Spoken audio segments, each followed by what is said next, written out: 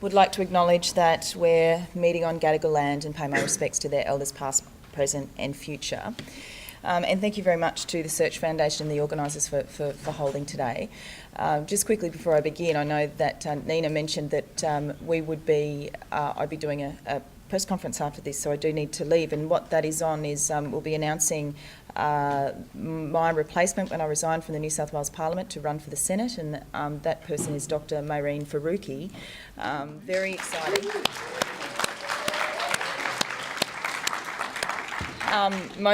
Many of you probably know Maureen. I know she facilitated a workshop here yesterday, but we'll be announcing, along with her incredible academic experience, she works at UNSW, 20 years civil engineering, but also Maureen's family migrated from Pakistan in 1992, and what we'll be also talking to the media today about is that we are about to put the first Muslim woman into any Australian parliament.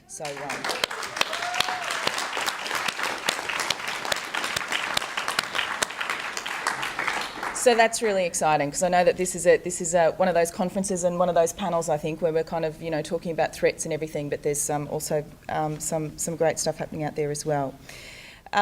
I want to focus, not surprisingly, on the Senate at the upcoming federal election. We, obviously, as the Greens, have held the balance of power there for the last 3 years, and we are very focused as a party to ensure that that balance of power remains.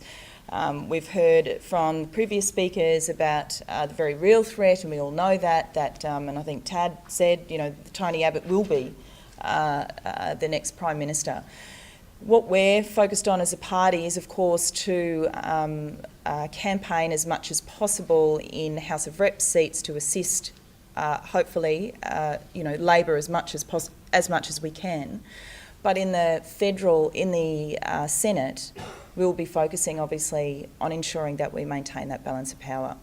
Now, here in New South Wales, I'll just very quickly talk about the numbers. At the last election, we saw the Coalition receive about 2.7 quotas, so they got 3 senators elected. I think they got about 39%. Labor got about 36%. What that means, though, is that we're seeing an increase in the Coalition vote, of course, since the last election. We're seeing a decrease, we know, in the Labor vote. What that means is that the Coalition could easily, or reasonably easily, secure 3, and they will, 3 seats in the Senate. And what we may see, we know that we have got all of those crazy micro right-wing parties continuing to run at every election. What we also have this election is a very committed and determined Shooters and Fishers party. We have a very committed and determined Bob Katter's Australia party that is already talking about picking up seats in New South Wales.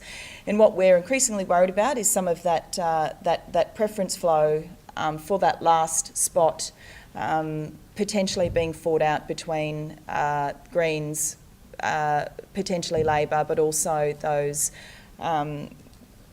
parties that we've seen what they do, for example, in the New South Wales Upper House, when the Shooters and Fishers party are in the balance of power, and what they do there. We have a lot to risk if the Greens don't maintain the balance of power. I think the best chance we have as a left movement in this country is obviously to campaign like hell to ensure that Labor does as well as it can this election, but also to campaign like hell to ensure we maintain the balance of power, the Greens maintain the balance of power in the Senate. Because that will be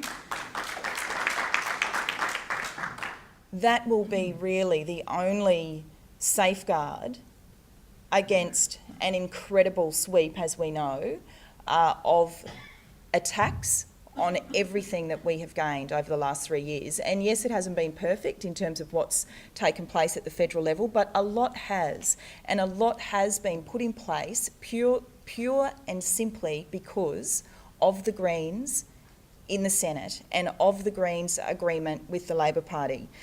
What's at stake under Labor very quickly, and then I'll just talk about a few recommendations in terms of where we can go and my views on how we can kind of work together.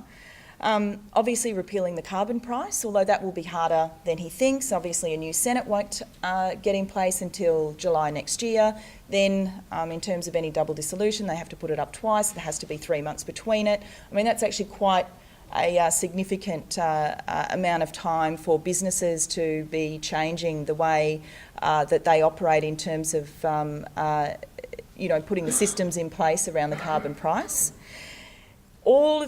Everything that goes with the carbon price, the $10 billion Clean Energy Finance Corporation, the income tax cuts associated with the carbon price will of course go. Tony Abbott's talked about the Climate Commission, Tim Flannery. He doesn't like to hear about climate science, doesn't like what Tim Flannery and the Climate Commission are saying in terms of the 93 records that have been broken over this summer.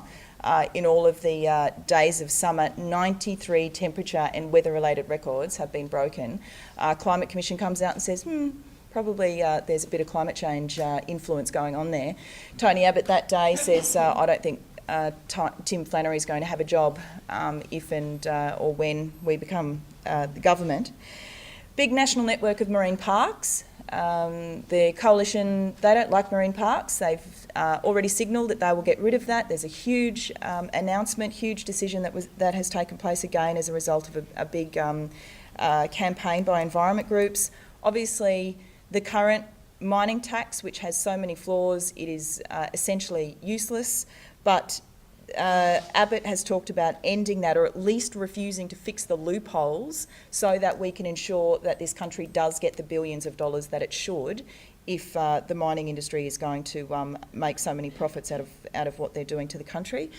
Of course, public servants, he's talked about that. He's talked about sacking 12 public servants just as a starting point from a range of departments, obviously including health. We've heard about all that. Things like the Gonski reforms, some of the modest reforms we've had in terms of gaming and pokies, caving into that, scrapping, making things harder for single parents and job seekers. You know, we can forget even any inkling of a rise in New Start, for example, which is what the Greens and many community groups and organisations have been actively calling for some time. Expanding income management and other punitive measures. We kind of know, I suppose, what the Abbott government will do. We've seen it with Campbell Newman, we've seen it with Barry O'Farrell, Colin Barnett. We've seen it all across there. Another big thing that is going to happen, and in fact Labor has signalled this as well, is the handing back of environmental approval powers to the states. Now we know that our incredible national icons environmentally, some of the only saving grace in some of our laws in terms of environmental protection is that we can go to the feds if we know there are significant risks to significant national icons.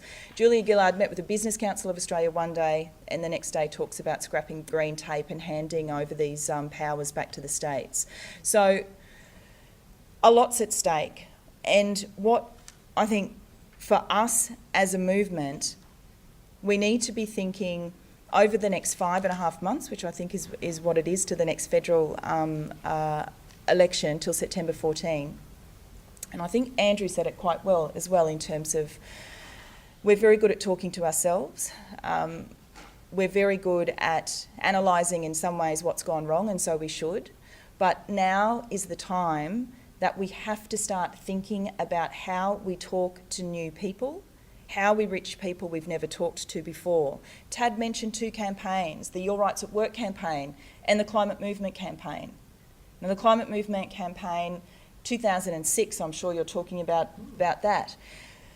That was as a direct result, the interest in that, from Al Gore, Nicola Stern, and also a huge movement that was building here in Australia, directly trying to get communities, ordinary mums and dads, and I'll say it was actually about trying to get ordinary mums and dads and families motivated on climate change. And the people that were trying to do that were specifically trying to get ordinary people to come out on this movement. Your Rights at Work was exactly the same. The EMCs, been mentioned before, Essential Media Communications, they were also all about getting ordinary people to tell their stories, getting ordinary people to connect with ordinary people.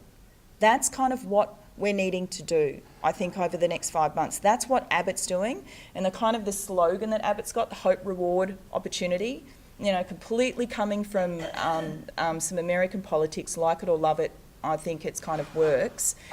People vote with their emotions. They make decisions on emotions. We hate that in the left because we're just so into our policy and so into our issues. But in fact, the vast majority of people make decisions purely on emotions and values and how they feel when they see a candidate or an image or a flyer or a TV ad. And the Conservatives know this. They've done their science, they've done their research, they've done their huge amounts of political research, as has the Democrats now in the States as well. They know this. So I think it's important we all get our issues and policies together. And I'll finish on this. But when we go out there and talk about policies and issues to people, the vast majority of people are switching off. We have to be reaching them in a different way, I think, if we are to survive.